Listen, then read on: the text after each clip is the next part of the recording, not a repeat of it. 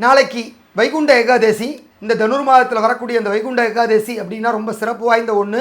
அதுலேயும் பூலோக வைகுண்டமாக சொல்லக்கூடிய திருச்சி திருவரங்கம் அருள்மிகு ரெங்கநாதர் பெருமாள் ஆலயத்தில் நாளை அதிகாலை 4:30 மணிக்கு எம்பெருமான் ரத்னாபரண அங்கி அணிந்து பாண்டியன் கொண்டையுடன் தோளில் கிளியுடன் அற்புதமாக கண்ணாடி அறையிலிருந்து புறப்பட்டு அந்த பரமபத வாசலுக்கு காட்சி தர இருக்கிறார். அதிகாலை 5:30 மணிக்கு மேல் பரமபத வாசல் திறக்கப்பட்டு பக்தர்களுக்கு எம்பெருமான் காட்சி தருகிறார்.